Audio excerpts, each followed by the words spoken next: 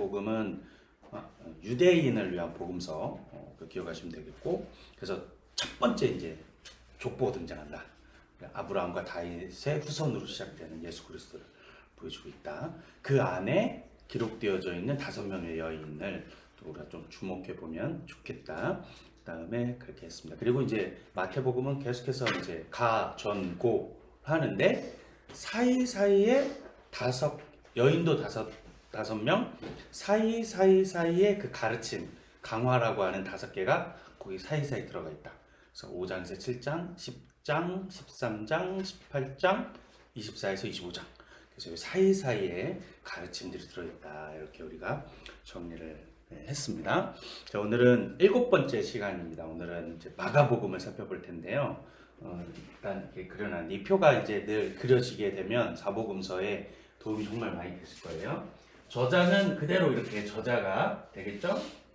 저자고 그렇게 되겠고, 수신자가 중요하다. 신약 성경에서는 마태는 유대인에게, 그렇죠?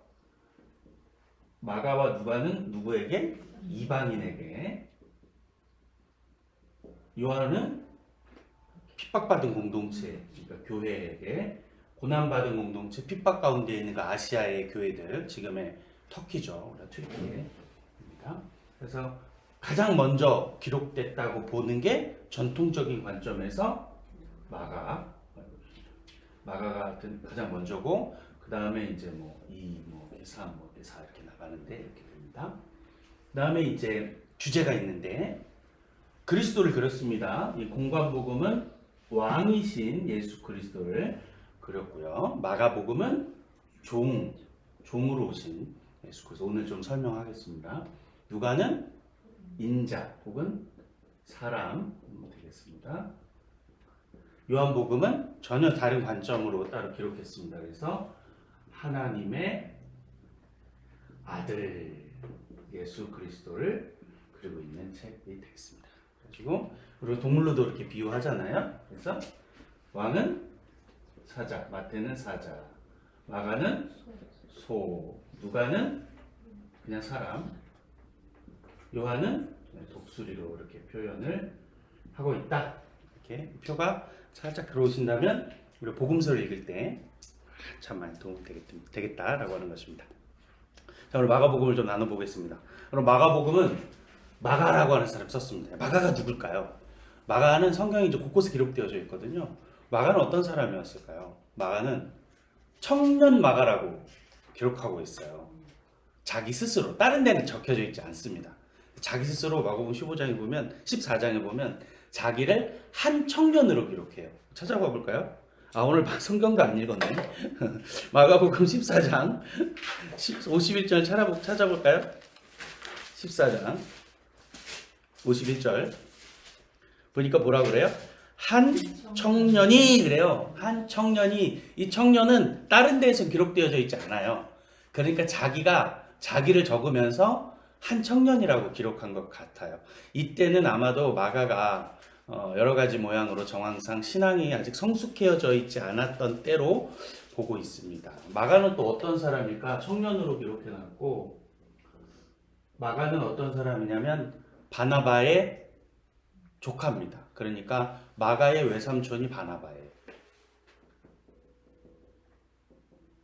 바나바 조카가 되겠어요.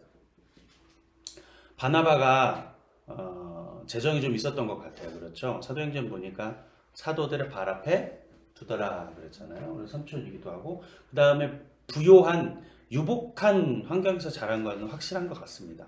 왜 그럴까요? 마가가 유복한 환경인데, 유복한 가정에서 났을 것 같아요. 왜냐하면 성령의 세례를 120문도가 받을 때 이 장소가 어디예요? 마가의 다락방이거든요. 120명이 들어가 있었다. 일반 집에도 120명이 들어갈 집은 상당히 큰 거 아니겠어요? 근데 성경의 숫자는 120이 그게 다가 아니다 그랬잖아요. 여자, 어린애, 노인네까지 다 하면, 어른식까지 다 하면 400~500명이 들어갈 만한 홀일 거예요. 홀. 그러니까 부유했을 것으로 보여져요. 그 다음에 또 하나가 왜 부유한 것으로 보냐면, 베드로가 잡혔잖아요. 사도행전에. 그리고 베드로에서 간절히 기도하잖아요. 근데 베드로가 성령의 옆구리를 푹푹 쳐가지고 일어나서 쓱 나와서 베드로를 기도하는 집에 찾아가잖아요. 문을 들었더니 베드로라고 하는 소리를 듣고 깜짝 놀라서 문도 안 열어주고 베드로가 돌아왔어요 라고 하는 그 로데라고 하는 여인, 이 종이잖아요. 거기서 종을 둘 만한 유복한 가정이었다라도 그렇게도 보기도 하는 것이죠. 그래서 청년 시절 마가 바나바의 조카였고, 그 다음에 마가는 어떤 사람이냐면 선교사 마가입니다. 마가는 바나바와 바울과 더불어서 1차 선교 여행에 함께 동역하는 사람, 선교사로서도 함께 자원하고 쓰임 받죠. 물론 마가가 도중에 탈락함으로 말미암아서 바울과 바나바가 싸우게 되어지는 그 불씨가 되긴 해요. 마가 때문에 사실 싸운 거니까 둘이. 그래서 어쨌든 선교사로서 살았고, 그 다음에 이제 전도자 마가입니다. 나중에 신앙이 잘 성숙하고 나서 선교사로서의 실패도 잘 경험하고 다 겪고 나서 마가는 누구와 같이 동역을 하냐면 베드로와 동역을 해요. 베드로가 너는 내 아들이다, 그러니까 양아들 삼아요. 양아들도 삼기도 하고, 나중에는 저 아프리카 쪽에서 순교했다고 하는 전승도 남아져 있습니다. 그래서 전도자의 삶을 충실하게 살아간 사람, 마가입니다. 마가복음은 총 16장으로 구성되어져 있습니다. 그러니까 가장 짧다, 그렇죠? 마태복음은 28장, 누가복음은 24장, 요한복음은 21장. 가장 짧아요. 그러니까 그분의 생애, 예수님의 생애를 짧은 것 안에 지금 움켜 넣은 거예요. 압축도 압축하고 있는 거예요. 그래서 이제 몇 번 제가 설명을 드렸는데, 마가복음은 어떤 성향을 가지고 있냐면, 서울신학대학교 윤철원 교수가 이 말을 했는데, 빠르고 급하고 스피드하다 그랬어요. 그러니까 마가복음은 급해, 그리고 빨라요. 그래서 스피드한 전개가 막 그려집니다. 왜냐하면 이 많은 분량들 속에서 가장 짧기 때문에 이거를 지금 압축시켜 놓은 거잖아요. 압축시켜 놔서 빨리 움직여요. 뭐 군더더기가 별로 없습니다. 물론 마가의 성격도 나타나 있기도 하고 투박하기도 하고 그런 성격이 있기도 하지만, 어쨌든 가장 먼저 쓰였기 때문에 그럴 걸 수도 있고, 급하고 빠르고 스피디하다. 그래서 마가복음을 볼 때마다 이런 느낌을 받으면 된 거예요. 마가복음이 되게 빨빨빨빨 움직이고 있다. 자, 그래서 마가복음 한번 제가 살펴볼까요? 1장 1절로 우리 가보실래요? 마가복음 1장 1절에 가면 자, 이렇게 기록하고 있습니다. 너무나도 잘 들으신 마가복음 1장 1절에 하나님의 아들 예수 그리스도의 복음의 시작이라 라고 하면서 시작하는 거예요. 그냥 시작해요. 그냥 바로. 여러분, 마태복음에는 수태고지 없어요. 여러분, 동방박사나 목자도 없어요. 예수님의 분명히 사생, 제가 예수 생애 얘기하면서 공적생애, 사적생애가 있다 그랬잖아요. 하나도 없어요.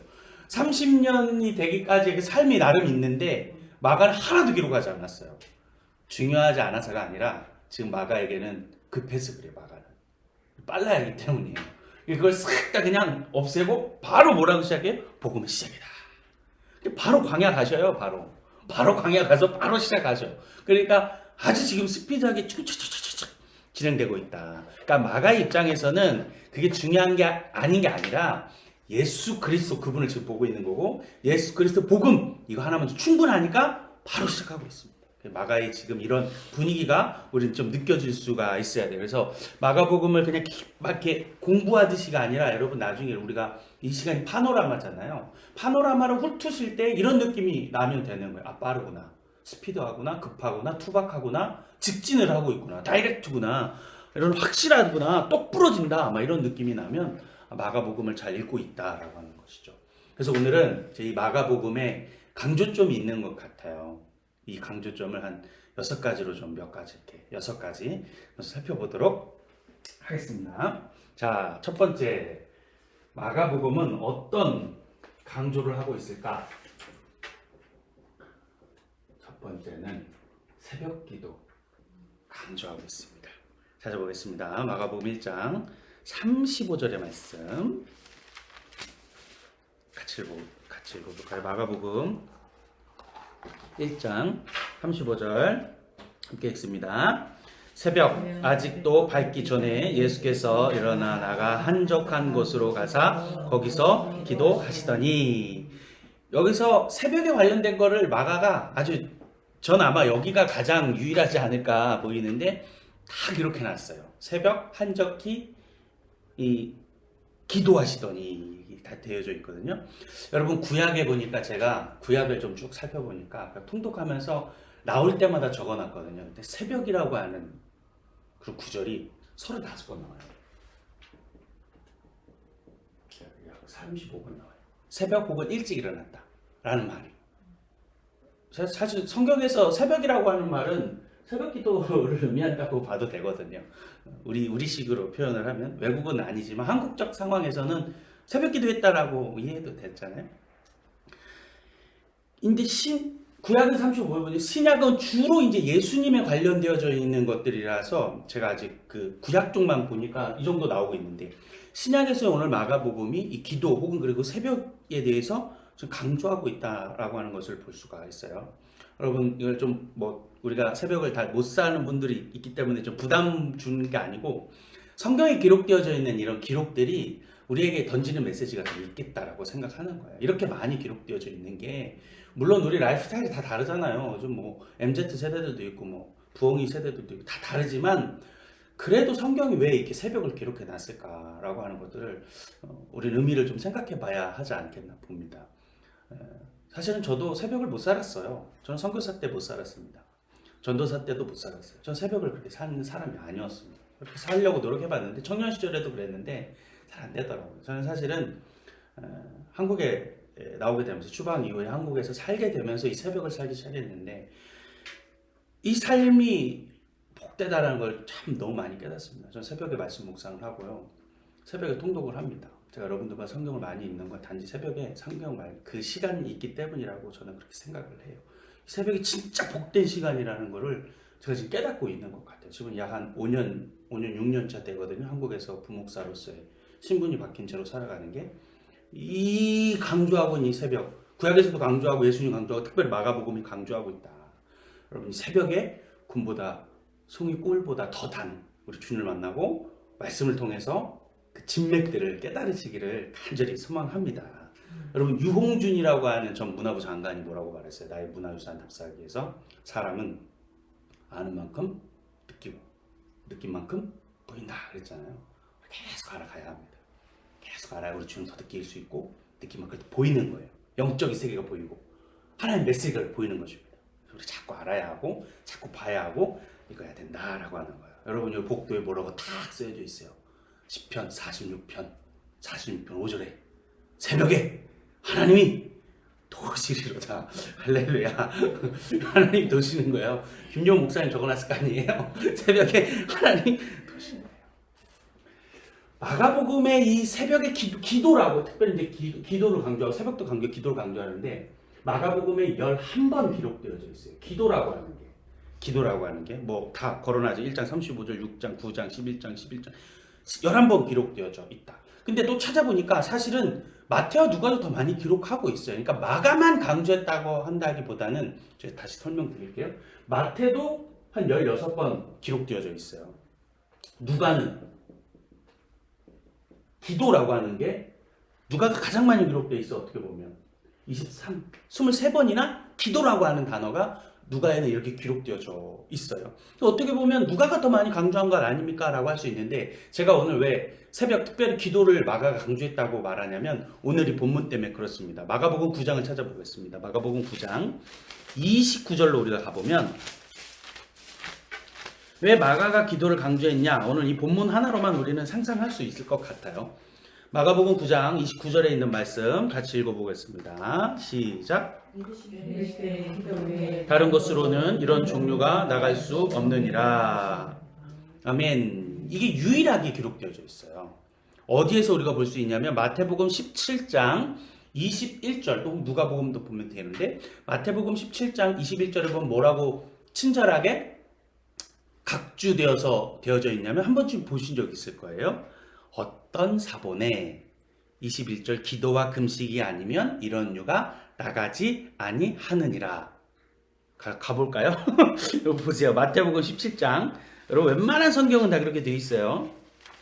마태복음 17장 21절 가면 1 해놓고 각주 처리해놨습니다. 가로치고 없음. 있죠? 저만 있는 거 아니죠? 그 밑에 가면 뭐라고 있어요? 그 1 밑에 이제 각주 돼 있죠? 어떤 사본에 기도와 금식이 아니면 이런 유가 나가지 아니하니라가 있음. 그 사본이 마가복음이라는 거예요. 마가복음에 있어요. 누가도 역시 기록했는데 누가는 같은 본문을 기록하면서 누가는 아예 그런 말은 없습니다. 누가는 아예 그런 걸 하지 않았어요. 없음이라고도 기록하지 않았어요. 그러니까 마태와 마가인데 마가가 여기서 지금 유일하게 이걸 기록하고 있다고. 뭘? 기도 외에 나가지 않는다.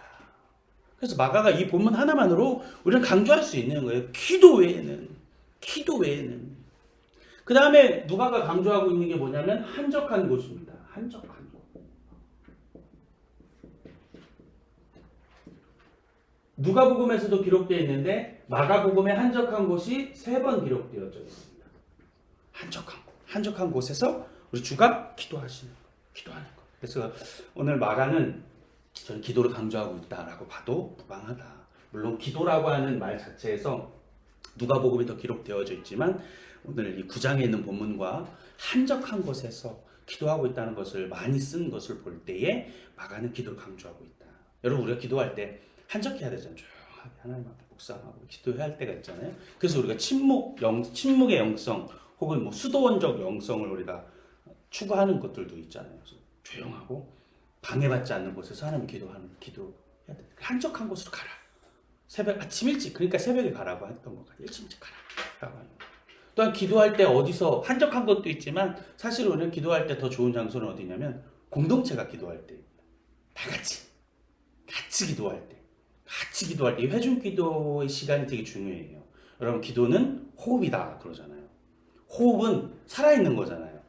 그래서 기도는 유기체라고 저는 보거든요. 살아있는 생명력 같다고 느껴질 때가 있습니다. 여러분 같이 막 기도하면 이 기도가 흐름이 있어져요. 같이 막 기도합니다. 느끼본 적 있으실 거예요. 같이 막 기도하면 기도가 마치 막 같이 탁 기도하고 올라갑니다. 막 같이 막 올라가요. 후 내려갔다 조용해졌다 또 다시 막 기도하고.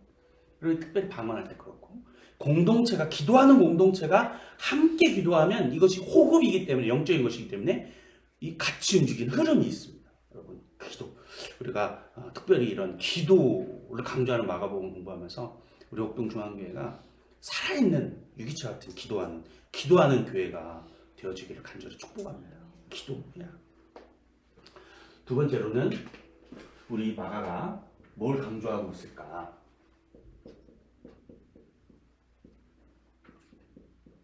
한 영혼을 강조하고 있다.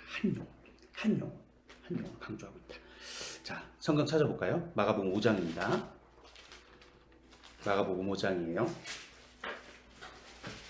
5장 1절을 한번 읽어볼까요? 마가복음 5장 1절에 보니까 이 1절은 5장을 뭐가 나오냐면 그 거라사 귀신 들린 여러분 잘 아시는 군대 귀신이거든요. 1절에 예수께서 바다 건너편 거라사인 지방에 이르러, 그러니까 예수님이 지금 바다를 건너가셨다라고 하는 거예요. 여러분이 거라사 군대 귀신의 장면은 마태, 마가, 누가, 그러니까 공관복음에 다 기록됐습니다. 공관복음에 다 기록됐는데 이 본문이 지금 1절부터 몇 절까지 있어요? 주제 파란 글씨로 주제를 잡아주잖아요. 여러분 성경책들을. 몇 절까지 본문이에요? 20절까지죠. 20절까지입니다. 없으신 분들은 20절까지예요. 이 본문이 20절까지란 말입니다. 자, 20절의 분량으로 기록했다 이 말이에요. 자, 여기 보세요. 그러면 마가가 가장 성경이 짧죠? 짧아. 그죠? 근데 공관복음의 이 거라사인의 내용이 다 기록됐는데 가장 짧은 마가가 가장 많이 기록했어요. 이해하세요? 그러니까 마태, 마가, 누가 중에 다 기록하고 있는데 가장 짧은 복음서에서 가장 빠르고 급하고 본질적인 것만 딱 기록하고 군더더기 싹 빼고 다이렉트만 집중하고 있는 이 마가가 이 거라사인이라고 하는 이 본문 내용을 가장 많이 기록했다. 여러분 여기서 우리는 뭔가를 깨달아야 되는 거예요. 가장 급하고 가장 빠른데 가장 많이 기록했다는 거예요. 예수님의 행보를 보면 예수님 그 이유가 나오는 거예요. 예수님이 이 한 사람 군대 귀신 들린 이 영혼에 집중하고 있는 거예요. 마가복음에 흐르고 있는 메시지처럼 군더더기 없이 그 집중하고 있는 걸 보이는 거죠. 볼까요? 5장을 볼게요. 5장의 맨 마지막 20절을 보면 고치시죠. 이제 고치심이 다 끝났습니다. 그리고 21절을 볼까요? 21절을 뭐라고 쓰여져 있어요? 시작. 예수께서 예수께서 배를 타시고 다시 맞은편으로 건너갔어요. 이해하시죠? 자, 그러면 저 5장 시작 전을 보겠습니다. 5장 시작 전에 35절이에요. 35절을 보니까 그날 저물 때에 제자들에게 이르시되 우리가 저편으로 건너가자. 바다를 건너자 그런 거예요. 자, 이제 보세요. 바다를 건너가서 거라사인에 도착해서 그 영혼 고치고 가장 짧은데 가장 많이 기록한 다음에 21절에 뭐라고 나왔어요? 다시 건너갔다는 거예요. 우리가 이 본문을 해석할 때 예수님이 거기에 하루 혹은 이틀을 유했으면, 며칠을 유했으면 이해할 수 있습니다. 이런 해석이 안 나올 수 있는데 예수님이 거기 멀리 갔다가 바다를 건너서 갔다가 이 영혼을 고치고 난 다음에 머물지 않고 또 갔다는 거예요. 그러면 우리가 무슨 추측을 할 수 있는 거예요? 거기 왜 간 거예요? 이 영혼 고치러. 이 한 영혼 고치러 지금 거기 들어간 거예요. 이렇게 이해해도 되죠. 이 해석이 가능하다. 예수님이 한 영혼에 지금 집중하고 있는 거예요.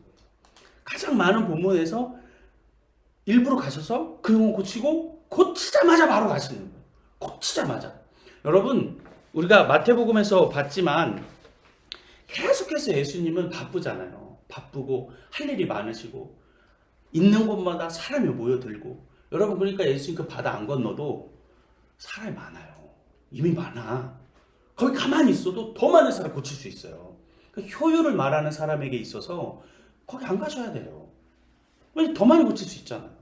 더 많이 기적을 보이고 가르칠 수 있는데 예수님 지금 굳이 가셨다. 굳이 가신 이유는 한 영혼이 있어서. 마가복음의 그 메시지가 오늘 보이면 이 진리가 깨달아지는 거예요. 가장 짧은데 가장 길게 왔다 바로 가시고 이거 영혼 고치셨다라고 하는 거예요. 우리가 그 한 영혼에 대한 관점을 어디서 보냐면 제가 요한복음 4장에 보면 사마리아 여인이 나오잖아요. 사마리아 여인 제가 지난주에 발제를 하나 했는데 사마리아 여인의 요한복음 4장에 보면 사마리아 여인이 나오는데 우리 구약에 배웠잖아요. 중간기에 배웠잖아요. 사마리아라고 하는 이 지역을 배웠잖아요. 왜 유대인들이 싫어하는지 배웠잖아요. 이 사람들에 대한 역사적 배경이 있는 거잖아요. 그러니까 예수님도 유대인이었고 여기를 가지 않는단 말입니다. 성경에 기록된 거 보니까 예수님이 공생의 3년간 4번의 유월절이 있는데 6월절이 있으니까 오르락내리락 하셨을 거 아닙니까? 오르락내리락 하셨는데 이번에서 딱 2번 여기를 지나가시거든요. 그 중에 한 번이 사마리아인데 안 가셔야 되는데 갔다 이 말이에요. 안 가도 전혀 이상하지 않아요.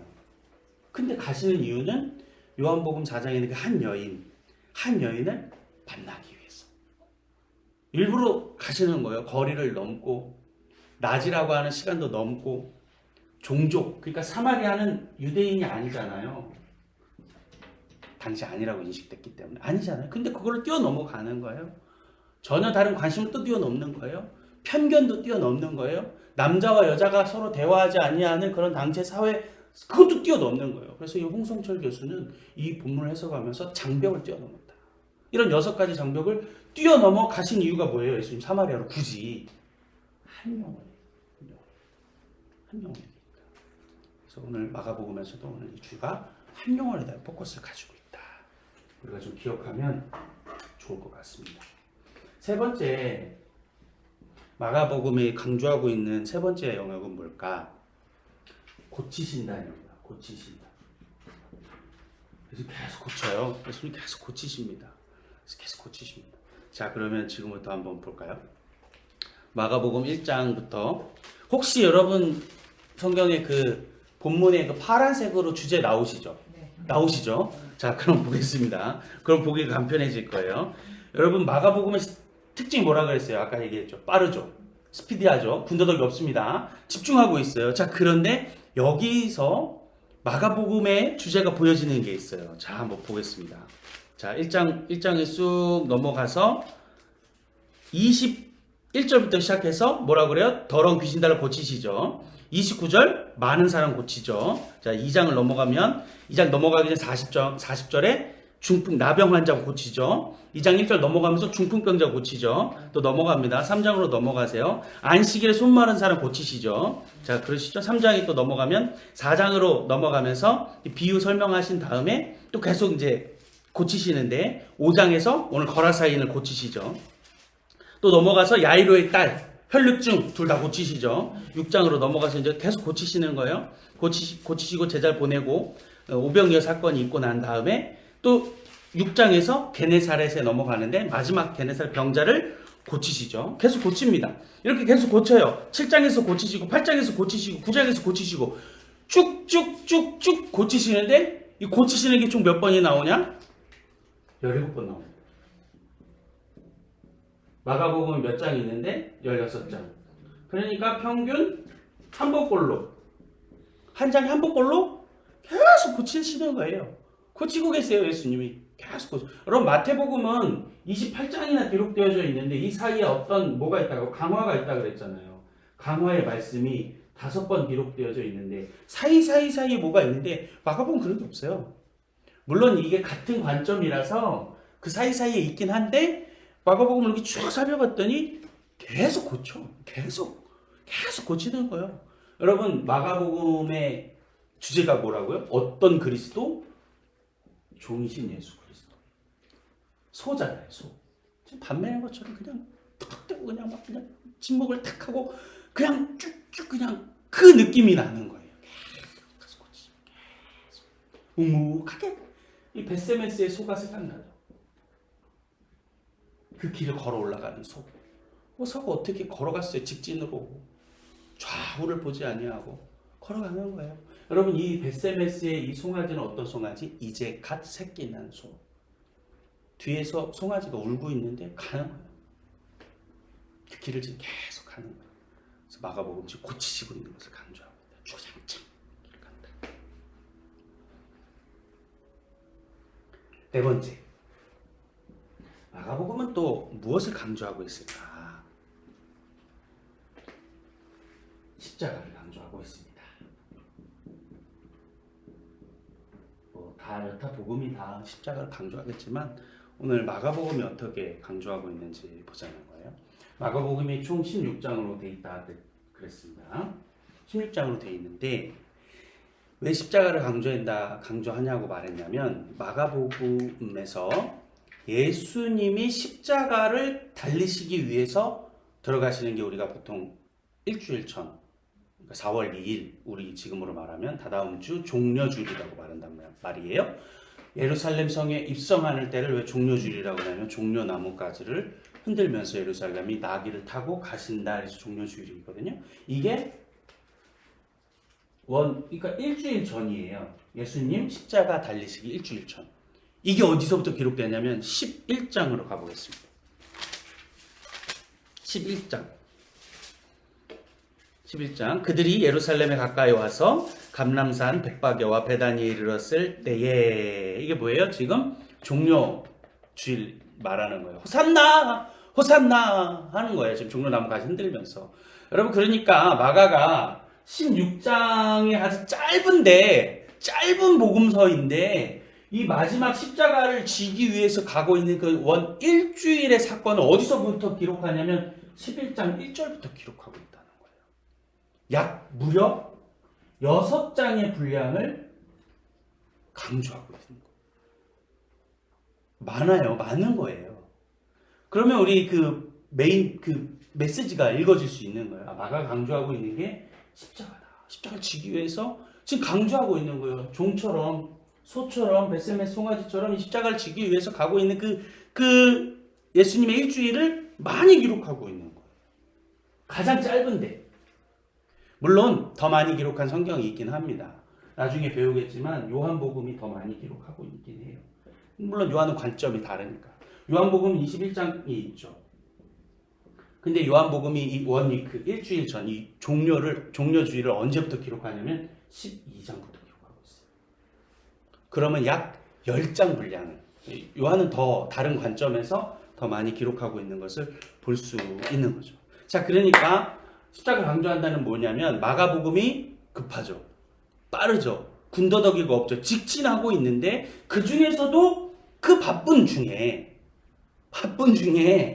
이거를 강조하고 있다는 것은 예수 그리스도의 그 십자가를 지금 마가가 집중해서 우리에게 보여주고 있다. 십자가. 여러분, 십자가가 복음의 진수잖아요. 십자가 없으면 복음이 해석이 안 되잖아요. 안고가 없는 찐빵이죠. 오늘 붕어빵 함께 먹었는데 팥이 없으면 이게 붕어빵이 좀 핑밍해지는 거 아닙니까? 맛이 하나도 없잖아요. 십자가가 있어야 돼요. 십자가를 강조하고 있다. 오늘 마가가 기억하시면 좋을 것 같습니다. 자, 그 다음에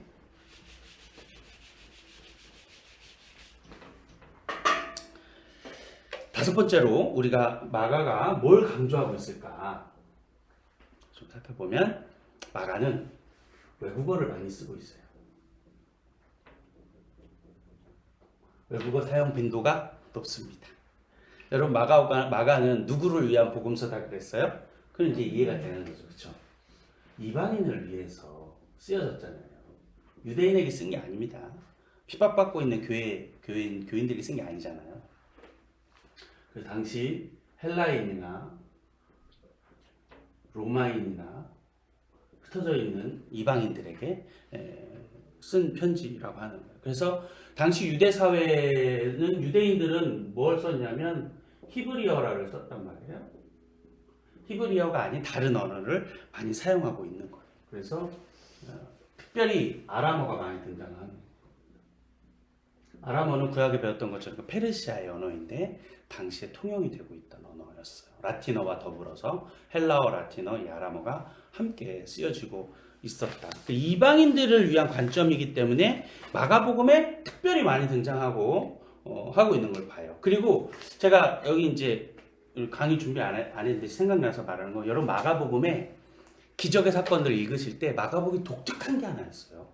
뭐가 독특하냐? 고치실 때 독특한 게 하나 있어요. 어떤 게 독특할까요? 네? 뭐가 독특할까요? 예수님이 행동을 많이 해요. 딴 데는 그렇게 기록 안 돼 있어요. 침도 뱉으시고 손가락을 넣고 들어오는데 뭘 왜 넣어?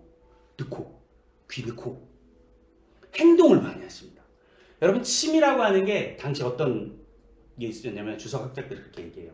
당시 헬라 문화, 헬레니즘 문화 안에서 침이라고 하는 것은 당시 통용되어지고 있던 어떤 주술적 의미가 있다 그래요. 하시는 일부러 상황화로 인정하고. 그다음에 헬레니즘 안에서 뭐가 있었냐면 어떤 기적, 무당, 이교도적인 신앙 안에서 고치는 사건에서 그런 일들을 하는 무당들이 하는 일이 뭐냐면 자신이 모르는 외국어를 쓴다 그래요. 그게 어떤 신비한 느낌을 받는다 그래요. 그러니까 예수님이 마가복음에 특별히 여러분 나중에 기적사건 자세히 보세요. 행동을 많이 하시고 손도 넣으시고 침도 뱉으시고 진흙도 이기시고 뭐 이런 부분들이 마가에 잘 기록되어져 있어요. 그래서 이런 느낌으로 보시면 된다. 살펴보겠습니다. 마가복음 5장을 가보실까요? 마가복음 5장에 보면 우리가 이제 아는 첫 번째 외국어가 등장합니다. 41절. 마가복음에만 이 언어가 기록되어져 있어요. 함께 읽어볼까요? 시작. 그 아이의 손을 잡고 이르시되 달리다 굼 하시니 번역하면 곧 내가 네게 말하노니 소녀야 일어나라 하시니라. 우리 찬양대 달리다 굼 일어나라. 달리다 굼. 아람어입니다. 아람어로 기록되어져 있어요. 그래서 여기에만 기록되어 있어요. 마가에게만.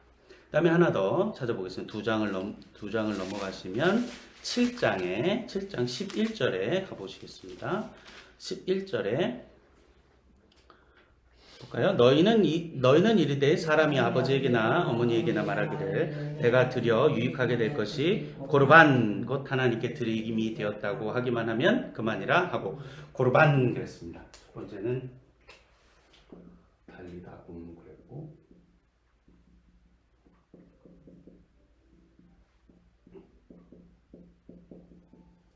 고르반, 이거는 히브리어입니다. 히브리어를 그냥 음역한 거예요. 고르반이라고. 그래서 원래 고르반이라고 하는 건 민수기 7장에 기록되어져 있는데 제사 때 드리는 헌물, 예물로서 코르반이라고 하는 히브리어를 원래 썼었어요. 근데 이게 신약으로 넘어오면서 이제 이런 의미가 된 거예요. 여러분 잘 아시는.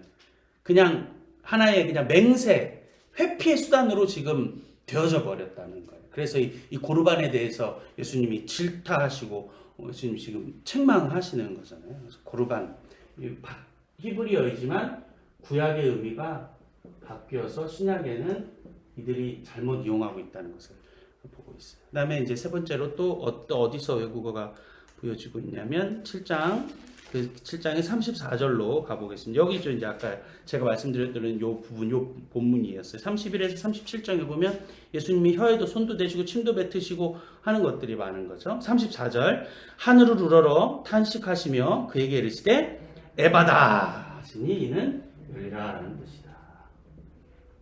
에바다 역시 아람어입니다.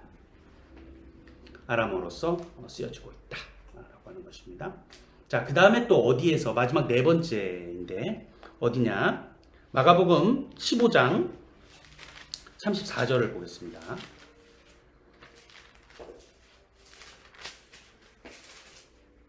(15장)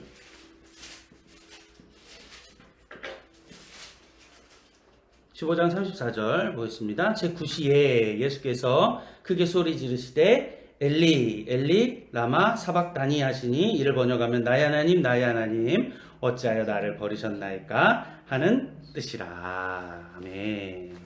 여기 보니까 엘리 엘리 라마 사박다니 그랬어요. 여러분 이게 공간복음에 이제 마태는 히브리어를 적은 게 맞아요. 근데 이제 마태나 마가나 한국 성경에는 똑같이 기록되어 있어요. 엘리 엘리 라마 사박다니.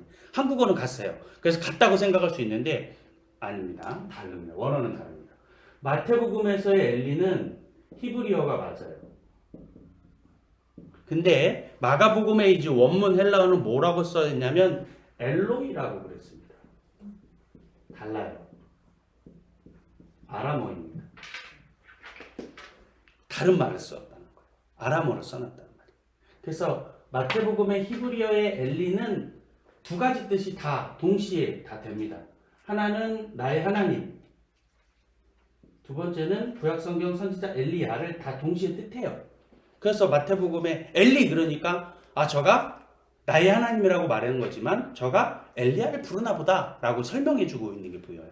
마가는 엘로이라고만 했단 말이에요. 그러면 이게 다르답니다. 학자들은 엘리는 둘 다 됩니다. 둘 다 가능한 말인데 마가복음에서의 아람어 엘로이는 엘리야라는 말이 되어지지가 않아요. 나의 하나님이라고만 되어지는 거예요. 그러니까 이게 다른 게 있는 거예요. 여러분, 그러니까 마가에 계속해서 지금 외국어로서의 언어들이 자꾸 쓰여져 있다. 여러분, 그럼 여기서 우리가 또 한 가지를 더 볼 수 있는데 왜 이렇게 언어들이 많은 언어가 쓰였을까? 제가 애초에 또 말했던 그런 관점과 비슷한데 유대 사회에서 지금 통영 당신 유대 사회잖아요. 물론 이방인에게 쓴 그거 관점이 맞고요. 이방인들에게 쓰였기 때문에 언어들이 외국어의 언어가 많이 쓰였다는 게 첫 번째고, 두 번째는 애초에 이제 제가 사복음서 설명하면서 마가가 전통적으로는 첫 번째 쓰였다고 인정이 되지만 또 다른 학설들도 있다 그랬잖아요. 여러분, 그래서 외국어가 자꾸 쓰였다는 것이 어떤 부분일까? 굳이 지금 각주나 미주를 달아가지고 이는 번역하면 이거더라라고 지금 마가가 설명해 주죠. 마태는 설명 안 해주는데. 마태는 설명 안 해줘요. 그냥 놔요. 왜냐면 당신은 다 이해하니까. 이해하. 근데 마가는 일부러 지금 써줘요. 번역하면 이거더라. 여러분, 성경이 지금 한국 사람들을 위해서 각주 미주 달아가지고 이거는 번역하니까 이거야 라고 설명해 주던가요? 전반적으로 아니죠. 그러니까 우리가 마가복음을 읽으면서 느낄 수 있는 거 뭐냐면 마가가 좀 더 후대에 그들에게 설명을 해주기 위해서 친절히 썼다라고도 해석해 볼 수 있는 거예요. 그러니까 첫 번째는 외국이 이방인에게 썼기 때문에 아람어가 많이 쓰였고 외국어가 쓰인 것도 우리가 해석할 수 있고, 두 번째는 마가가 첫 번째로 쓰이지 않았을 수도 있는 가능성도 우리 열어 넣을 수 있다라고도 해석이 되어지는 거예요. 자꾸 설명해주고 있는 것을 보면 우리가 충분히 이해할 수 있는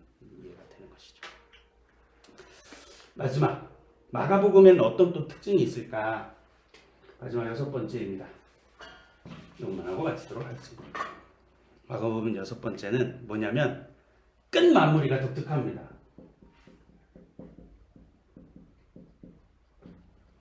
독특합니다. 여러분 우리가 성경 공부니까 지금 얘기해드린 거예요. 제가 아까 외국어도 그렇고 보통은 첫 번째라고 인정되어져요. 근데 우리가 성경 공부니까 이런 것도 있다 이제 알려고 하는 거고 이런 말이 있어요 라고 이제 얘기하면 우리 교회 수준이 올라간다. 이제 제가 말씀드렸잖아요. 근데 끝마무리 어떤 끝마무리냐면 잠깐 볼까요? 마가복음 16장 볼까요? 이제 제 성경도 여러분 성경도 아마 있을 텐데 16장 8절을 읽어볼까요? 8절에 보니까 여자들이 몹시 놀라 떨며 나와 무덤에서 도망하고 무서워하며 아무에게 아무 말도 하지 못하더라 라고 했습니다. 사실 여기가 끝입니다. 마가복음의 끝이. 근데 9절이 있잖아요. 또 근데 9절에 무슨 표시가 뭐 하나 있으세요? 여러분 성경도? 있죠? 각주 있으시죠? 그래 각주 있어요. 각주 따라가서 읽어보겠습니다. 각주 따라가서 2번 뭐 각주 뭐라고 쓰여져 있어요? 어떤 사본에는 9절 20절이 없다 하라고 이렇게 이거 표시해놨죠? 이거 표시해놨잖아요. 9절에 여기 시작되고 20절에 이거 마감했죠? 네 보이죠? 자 그럼 이 말이 뭘까? 끝마무리가 지금 이상하잖아요. 이게 뭐냐면 어떤 사본에는 9절이 없다는 거예요. 9절부터 20절까지. 사실 마가복음에서 제일 유명한 장면이 어디예요? 물론 뭐 다 중요한데 성도들이 잘 알고 있는 말씀이 어디예요? 사실은 마가복음 16장 15절 말씀 아닙니까? 너희는 온 천하에 다니며 만민에게 복음을 전파하라. 되게 유명한 장면인데 사실은 이게 없다는 거예요. 없는 사본이었다는 거예요. 재밌죠? 옛날에 어떤 선교사님이 그러더라고요. 그 어떤 선교사님을 강의하는 그 강사님이 꿈을 꿨는데 주님을 딱 만났는데 그거 딱 성경책에 펴있더래요. 쫙 찾아봤더니 마가복음이 펴있더래요. 마가복음에서 16장을 딱 봤더니 쭉 있는데 한 절이 없더래. 15절이 없더라는 거예요. 그래가지고 이상하다 하고 이제 주님 만났는데 아이 주님 성경책에 뭐 마가복음 16장 15절이 없는데요? 그러는 거예요. 내가 성경을 잘 몰라도 이거는 내가 제대로 알고 있거든요. 없는데요? 그랬더니 예수님 뭐라고 말하실게요? 네가 그렇게 살으라고 내가 너를 왜 특별히 비워놨단다. 그래가지고 선교사로 떠났다는 아주 슬프고도 복된 이야기가 있습니다. 되게 유명한 게 마지막에 있는데 독을 먹어도 뱀을 삼켜도 내가 일어날 것이며 이 귀한 무슨 독을 마시든지 귀신을 쫓아내며 해를 받지 아니하며 손을 얹든지 나으리라. 우리가 너무 잘 알고 너무 귀중한 말씀이 여기 들어가 있는데 그런 마무리가 이상하다. 8절을 보니까 여자들이 무서워하고 도망하고 아무 말도 못하고 지금 벌벌 떨고 있다. 지금 그런 분위기라는 거예요. 주님 부활했는데 주님의 영광이 나타나셨는데 그래서 여러분 우리가 성경 공부니까 이렇게 목사를 이상하게 쳐다보면 안 되고 우리가 성경 공부니까 말씀을 드리는 거예요. 그래서 이 본문을 어떻게 해석하냐면 후대에 제자들과 후기 사도들이 제자들 다 죽고 순교당하잖아요. 후기의 교부들과 사도들이 마가복음이 이렇게 끝나서는 아니 되겠다. 그 뒤에 스토리를 후대의 사도들이 집어넣어서 편집했을 것으로 보고 있습니다. 이게 가장 인정받고 있는 거예요. 원래 마가복음 8장까지 끝입니다. 근데 어떤 사본들, 성경만큼 사본이 많은 경전이 없습니다. 여러분과 자부심을 가지셔야 돼요. 세계 어떤 종교든 어떤 문명의 사본 중에서 성경만큼 사본이 많은 게 없어요. 사본이 많다는 것은 진실성이 보장되어 있다고 하는 건데 이 어떤 사본에는 이게 보완해서 편집해서 지금 써놨다라고 우리가 인정하고 이해할 수 있는 거예요. 왜냐하면 너무 두려워하고 있잖아요. 지금 너무 두려워하고 너무 떨고 있는데 이거를 이대로 마무리를 하면 주님의 부활과 주님의 영광이 드러나지 않아 보이니 후기의 제자들과 사도들과 교부들이 이 뒷얘기들을 써놓은 거예요. 써서 지금 드러났던 거고 편집된 거고 이 편집된 것이 성령의 감화 감동, 역사, 지켜주심, 조명하심 아래 마가복음이 마가복음 되어지도록 기원 후 4세기에 마가복음이 땅땅땅 이 편집이 정경입니다라고 선택되어지기까지 보호하신 것이죠. 이해하시죠? 이해하시죠? 편집되어졌다고 해서 이게 아니고 우리가 킹제임스 버전 막 이런 그런 근본주의자가 아니잖아요. 이게 아닙니다. 성경에 무어가 있어요. 번역이 잘못된 것도 있고. 근데 그게 아니라 성령의 감동하심으로 이 성경이 지금 지켜지고 보호하셔서 정경이 되고 우리가 지금 읽혀지고 있다. 보호하시고 그렇게 인정하고 하셔야 된다. 라는 것을 말씀드린 거고 마가복음은 마지막이 이렇게 마무리가 되어져 있다. 그래서 우리가 선거 공부 시간이기 때문에 끝 마무리를 마가복음 이렇게 하고 있다. 설명을 해드렸습니다. 자, 정리하겠습니다. 자, 오늘 마가복음을 좀 이렇게 살펴봤는데요. 마가복음은 이것만 기억하시면 됩니다. 빠르다, 바쁘다, 스피드하다, 군더더기가 없고 직진하고 있다. 한 메시지를 향해 쑥 가고 있다. 여러분 그런 흐름 안에서 제가 말씀드렸던 걸 생각해 보시기 바랍니다. 새벽 기도를 강조했다. 기도 외에는 다른 게 나가지 아니한다. 강조하고 있다. 한 영혼을 강조한다. 요즘 한 영혼을 강조하시고 그러니 계속 고치시는 거예요. 한 영혼 강조하시니까 거기 갔다가 바로 군대 귀신 2,000명 들린 귀신을 고치고 여러분 군대 귀신 생각해 보세요. 여러분 군대잖아요. 얼마나 고통을 당하겠습니까? 그 영혼 고치고 바로 가세요. 그 영혼을 향한 사랑하는 마음입니다. 그래서 주님이 계속 고치시죠. 계속 불쌍히 여기시니까 계속 고치십니다. 네 번째, 주님이 십자가를 강조하고 있다. 예수 그리스도의 복음의 십자가. 그래서 분량이 많은 분량을 투자해서 바쁜데 그 중에서도 지금 막 계속 투자하고 있는 것을 우리는 느껴야 된다. 마가복음은 이방인에게 있었다. 그래서 외국어가 많이 등장하고 있다. 특별히 아람어가 등장하고 있는 것을 우리는 볼 수 있다. 마가복음은 마지막 부활의 영광 이후에 사건을 위해서 어느 정도 끝마무리가 이렇게 되어져 있지만 후기 사도들 통해서 잘 편집되어진 이 본문으로 말미암아 이 승천 부활 이후의 사건들을 힘있게 다시금 전하고 있다. 그래서 이런 마무리가 되어져 있는 복음서로 우리가 기억한다면 마가복음을 또 읽으실 때 기억하시고 이런 분위기 이런 느낌에 있다. 그러면 우리 주님의 말씀이 더 깊이 더 폭넓게 더 깨달아질 수 있을 줄로 믿습니다. 네, 기도하고